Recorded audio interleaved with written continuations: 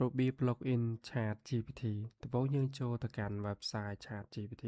យើង login លើទូរស័ព្ទក៏ដោយលើ browser កុំព្យូទ័រក៏ដោយ login តែមួយទេអញ្ចឹងយើងដាក់ email មកបងប្អូន order ទៅនឹងបាន email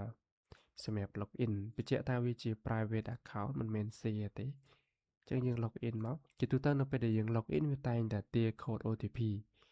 អញ្ចឹងយើងចាំមើលជាក់ស្ដែងទាំងអស់គ្នានេះគាត់ send code OTP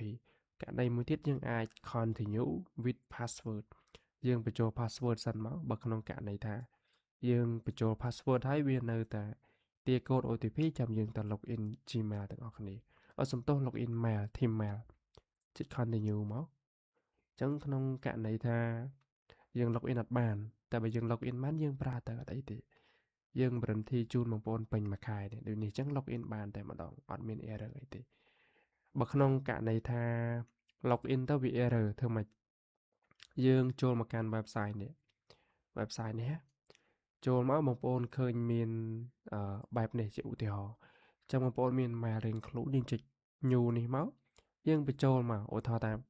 ខាងមុខបងប្អូនឈ្មោះអីគេ city service ឧទាហរណ៍ហើយ domain ឈ្មោះអីគេអញ្ចឹងបងប្អូនរើសតាមនឹងមកឧទាហរណ៍ថា domain បងប្អូនឈ្មោះមួយណាឧទាហរណ៍ថាមួយនេះចុះអញ្ចឹងចុច create មកបន្ទាប់ពីបងប្អូន create ហើយបងប្អូន login ទៅធម្មតាវា send code OTP ពី Chat GPT នេះចូលមកក្នុង mail នេះអញ្ចឹងបងប្អូនគ្រាន់តែយក code នឹងបញ្ចូលទៅរួចរាល់ហើយអានេះក្នុងករណីថាវាទារ code ណាបើវាអត់ទារ code យើង login ជាមួយនឹង email password យើងប្រើបានធម្មតាអញ្ចឹងវីដេអូនេះមានតែប៉ុណ្្នឹងឯងបងប្អូនអាចមើលបានអាច login បានអរគុណច្រើន